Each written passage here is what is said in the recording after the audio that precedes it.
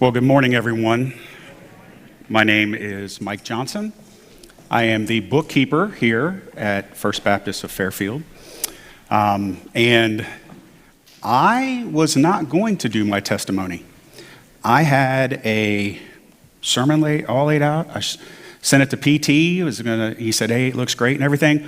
But I will tell you, God's working this morning because two people came up to me and said, are you going to give your testimony? Are you going to give your testimony? I'm like, well, I wasn't, but I can. So that's what I'll do. I kind of switch gears here a little bit. June 24th, 2011, changed my life, changed my family's life forever. My son's baseball team was playing in a baseball tournament in Gatlinburg. We went down, spent a couple of days just kind of exploring, and we come to a stream, like a picnic area, and I noticed the stream is just flowing. And one of the things I'll never forget is, and I've told many people this, is there's a guy in the middle of the stream on the rocks. I'm like, that is so cool. That is awesome. So I start getting closer to the water, and I'm just watching it. It was mesmerizing, clear as could be, just absolutely beautiful. So I'm taking some steps, feel a little bit of nervousness in me. I turn around and I tell Ben, don't come any closer. Then the next thing I remember is I stepped on some moss and I fell probably about 10 feet straight onto a rock in the water. Now, from there on out, it's kind of a blur, but there were a couple things that stood out to me. Is when I come up out of the water, I noticed like this. It was really warm over here. Well, that was blood coming down my face. And then I come to, and I hear somebody screaming at the top of her lungs. And I didn't know what was going on. So then my son takes his shirt off and hands it to me. And somebody says to me, do you need anything? And I said, well, I think I need to go to the hospital and get stitched up. So we go to Sevierville Hospital. Ben's going to laugh at this, but so we go. Alex is worried that I'm going to die. Alex is with his mom. He says, "My daddy's going to die," you know. Well, then Ben is back there with me. When they get me back there, we first walk in, and I'm holding this shirt right here, and this lady goes, "Can I help you with something?" I'm like, "Yeah, I think I need to see a doctor," and the skin just kind of fell. She goes, "Oh, okay." So they rushed me back. And I don't know, I know there's some people, my son, daughter-in-law, they know what Dilaudid is, okay? So if you guys don't know what Dilaudid is, it is an extremely powerful narcotic drug that puts you into la-la land. So they shot me up with Dilaudid, didn't feel a thing. So I could see my skull. Right here, I could see it. And my skin was right here. I told Ben, do you think I could put my finger on right here and pull the skin up over? Take a look at that. He's like, Dad, stop it. I'm like, no, that is so cool. I'm like, that is the coolest thing ever. Look at that. The doctor comes in, and Ben's like, stop it, Dad, just stop it. The doctor's laughing. He's like, he won't remember any of this. It's okay. It's not a big deal. So then I wanted to see it. And Ben's like, oh my God.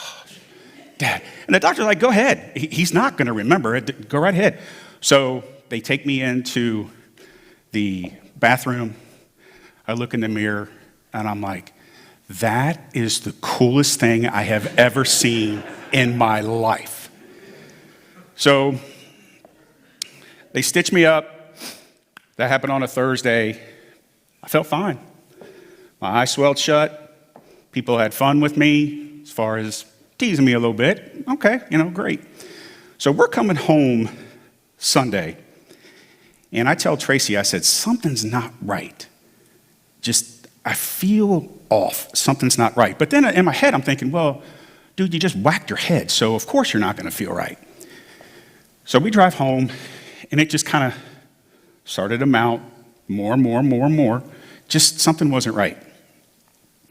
So I stayed home Monday from work, And Tracy was actually working on her master's at this time, but she just happened to be there. And we were sitting on the deck at our old house, which faced Harbin Park. And it was me, Tracy, my mom, my dad, and I don't know if there was anybody else there, but I'm on the phone with my sister-in-law, who's a nurse. And all of a sudden, I do this. And Tracy goes, "What's wrong?" I'm like, "The trees have moved on me." And my speech started to slur a little bit. And Heather, my daughter, my sister-in-law said, "You've got to get him to the hospital. You've got to get him to the hospital right now." So my mom and my wife take me to UC Westchester, where they get me back. When I was in the hospital in Sevierville, they missed 2 brain bleeds at the base of my skull. So, Mom, forgive me. So, I have never in my life ever said the biggest cuss word that you could ever think of in front of my parents. I am just throwing it out, man, like it's nothing. And my mom's like, "Oh my gosh, I know there's something wrong with him. He never does that." So I am in the hospital. Things kind of progress. They said that there's not a whole lot they can do as far as the brain bleeds go. It will heal on its own. One of them did, one of them didn't. I have, on the left side, I have it doesn't affect me, but it's a slow bleed. So I went through therapy. I was off work a couple months, went through therapy, was able to go back to work. Headaches every day. Had a headache every day. They would not go away. Doctors were trying to figure out what was wrong, and they couldn't, they gave me medicine after medicine, couldn't figure out why my headaches wouldn't go away. So then we went to, the first doctor we saw was a guy, all of my doctors are through UC, and this guy was at UC in Kentucky, and we went over there, and from the time that this happened until therapy and all that, until we saw the doctor, I was not the best patient in the world. My wife was livid with me. So we are in the doctor's office, and Tracy and I we're she's crying. She's like, "Why don't you just stop? Why don't you?" So the doctor comes in, and he goes, "What's going on here?" I said, I don't want to be here. It's stupid. I don't know why I'm here." And he goes, "Let me tell you something. As I'm standing here today, it's a good thing you fell forward, because if you would have fallen backwards, it'd have killed you instantly." And I'm like, "All right, what do we got to do? What do we got to do?" So go through therapy. I go back to work. Now, that's 2011. Keep that in mind. And I battled headaches, dizziness, you name it. I battled it until, I would say, right around the fall of 2018 into 2000, I noticed something had changed in me. I noticed there was something completely different about where I was in 2012, 13, 14, until then. My memory was horrible. My ability to function at my job was really bad. My boss even noticed it. People who worked for me even noticed it. And so I just thought, just plow through, man. Just plow through it. You'll be okay. It's going to be okay. But deep down inside, I knew it wasn't going to be okay. And it all came to a head when Ben and I were playing golf at Greencrest Golf Course. And I'll never forget, I'm setting over the ball. I'm like this. And I look at Ben. I'm like, "I can't see the ball." He goes, "What?" I'm like, "Ben, I can't see the ball." I'm like, "You need to call your mom. She needs to come get me." She comes get me. Megan stays with Ben. I have what I would say is a nervous breakdown in the car. I just broke down. I told my wife, I said, "I can't do this anymore. I can't function. I don't know what is going on. That something has absolutely changed in me, and I don't know what it is." So then we were referred to specialists and trying to figure out why my symptoms came back so powerful as they did. But it's a thing. It does happen. And one thing that, if you ever want to know if you are saved or not, Let somebody tell you you have 6 to 12 months to live. Okay, one of the neuroradiologists thought I had limbic encephalitis, which is a death sentence. So Tracy's freaking out. My family's freaking out. And she goes, why are you so calm? I said, I know where I'm going. If this is the case, I know where I'm going. And obviously, I don't have it because I'm still here, in the flesh, man. I'm still pushing forward. So there was a time frame when I went through seizures. Still have them occasionally. Loud noises bother me. I have balance issues. I'm in the middle of balance therapy right now. Depth perception issues. So I'm going through all of this, and I get to a point where at UC they said, you know what, I don't know if there's anything else we can do for you here, but there's a clinic up north that I think can help you. Now, anybody that knows me knows I am a diehard Michigan fan. So when my doctor says, yeah, it's the Ohio State head trauma clinic, I'm like, no way. And he said, no. He goes, it will be something that will help you. I'm just telling you, they'll take it. They specialize in this. And so I talked to Trace, and she said, yeah, let's do it. It couldn't hurt. So it's right. I mean, it couldn't hurt, right? So I'm like, okay, fine. I'll go up there. And I had thought about coming in the first day with all my Michigan garb on and just walking in there with an attitude going, look, come on, but no, I didn't. I was calm. Caitlin was my therapist, and she is what I call, I still talk to her on Facebook every now and then, is spunky. She was spunky. And she was like, come on, let's go, let's do this. I'm like, I don't want to do this. Well, then why did you drive an hour and a half, 2 hours to come here? I don't know, you tell me, why am I here, She goes, well, you have a choice. You can either do this or, you're wasting your time. And if you don't want to do it, that's fine. But just know that I have things that can help you. So I'm like, fine. So she would push me, and she would push me, and she would push me. And I didn't really understand what was going on. But what I'm getting ready to tell you is there is no doubt in my mind as I'm standing here today, 100% God was involved in this. So I worked hard. I did all these different balance therapy things, and she got me to the point where I was like, all right, come on, let's go. Let's just keep going. Let's keep going. She's like, no, calm down. I'm like, no, let's go. So I would sweat and everything, so I'd be like, okay, all right, we're good. All right, let's go again. She's like, no. She calls me and says, hey, I want to switch your day. I'm like, why? She goes, just trust me, I want to switch your day. I said, okay, what day? She goes, I want you to come up on Thursdays. I said, okay. So I go in not really knowing what was going to happen or the reason why I was there, but it did not take long for me to understand why. I was there with the patients who needed swings to walk. They needed help. Not just help, but they needed tremendous amounts of help. Head trauma patients, stroke patients, just people that needed intense therapy. Now, keep in mind, I didn't know at this time why she wanted me there. So she sets up my stuff, and I'm just busting my butt.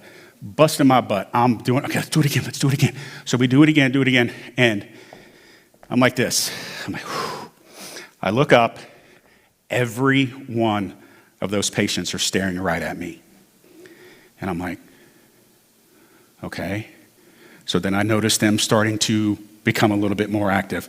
Now, it didn't really kick in. So I said, all right, Caitlin, let's do it again. Come on, let's go. So we did it again. And I'm like this, and I stand up. This guy goes, and I'm like, me? He goes, yeah, come over here. Now, he was a gentleman that was in a swing, and needed help walking, like the treadmill things. He said, "You have inspired me to do more than I thought I ever could do." And I'm like, okay, all right, great. I'm glad I could help you. Now, I continue to do this. I go up on Thursdays. I have a thick skull, so it took me a while to kind of put two and two together. Caitlin says to me, like after the second or third time, "I have you here for a reason. I have you here for a reason. The reason is you are functionable, okay? We started out horrible, you and I did. We started off on the wrong foot. You were fighting me on everything." She goes, "But now you see, and I like the fact that you take it a step further. I want you to be an inspiration for them." So I said, okay, fine. So work hard, continuous weeks. The last day I was with her, that same guy motioned me, and another little boy, I'm going to guess he was probably 10 or 11. They all come around me and they go, "I'll never forget you. I'll never forget you." And I again, I'm like, okay, great. My drive home, I cried the whole way. I'm like, you know what? I never understood and never asked why me.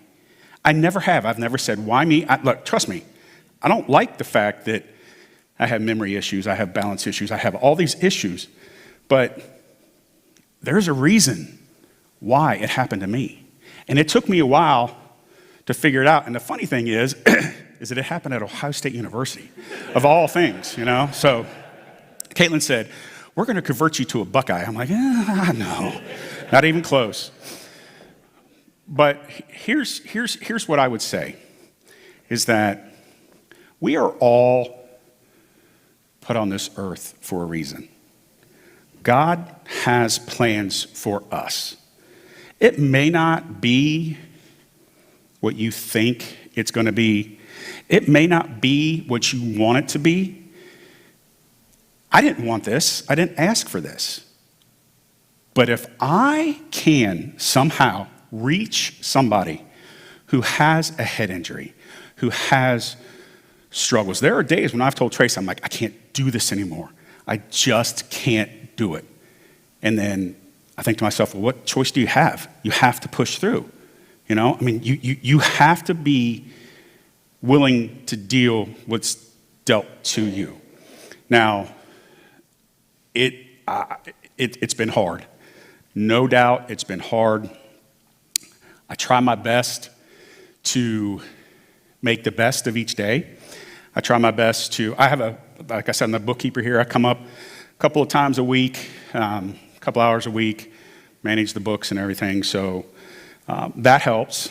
And my psychologist says that's really good for me because it keeps my brain active and things keep, turning and things. But there are days that my headaches are so bad I can't get out of bed.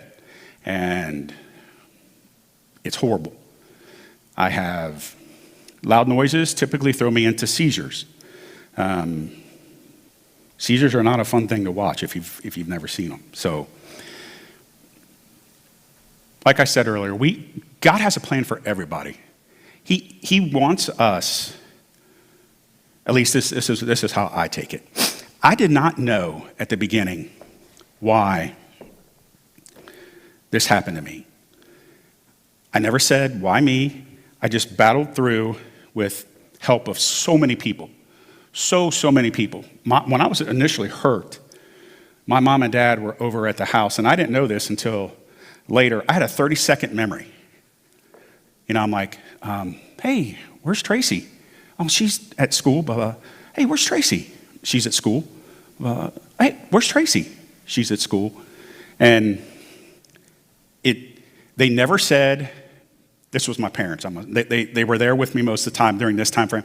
They never said, dude, what's wrong with you, man?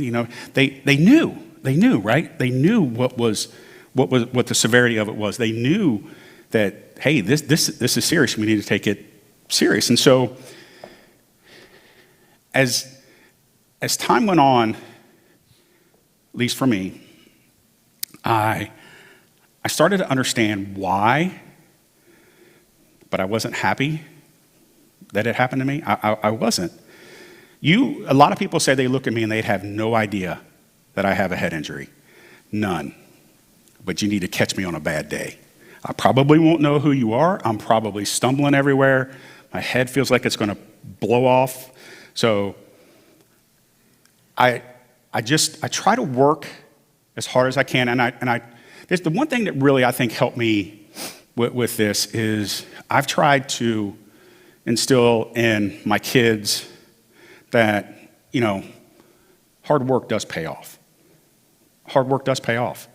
You may not like it, you may not want it, but hard work does make you a stronger person. So I'm kind of going to wrap this up with, I'm here today, right? When that doctor told me that if I would have fallen backwards, it would have killed me instantly. That's a life changer, okay? That's something that, you when you fall forward, you're thankful you fall forward. You don't want to fall, but you're thankful you fell forward instead of backwards. And that has always kind of resonated with me, him saying that. Not necessarily because my wife and I were fighting. I was a horrible patient at that time, but I think it's something I needed to hear in order for me to continue to move forward in my recovery. Now, will I be the same person I was prior to this? Absolutely not. Absolutely not. And funny story, it has actually softened me a little bit to the point where last Christmas, was it last Christmas or this Christmas? Last Christmas. Like 23rd, 24th, we're driving around and, the Boy Scouts sell Christmas trees and everything. And I'm like, oh man. Tracy's like, what? I'm like, nobody picked those Christmas trees. Those Christmas trees are going to be all alone on Christmas. And she's like, what? I'm like, I don't know where that came from. I don't know. She's like, I like it. I'm like, well, I don't know if I necessarily do or not, but yeah, so it has softened me. The people who know me, my best friend in the world is my dog, Ivy. She is what I consider my therapy dog. She knows, she's never been trained on it because I don't think she could ever be trained on it, but she knows when I'm having a bad day. And she's right there with me when I'm lying in bed. She lays right here, sleeps right here every night. Every night. She has softened me. And the whole event kind of coming together is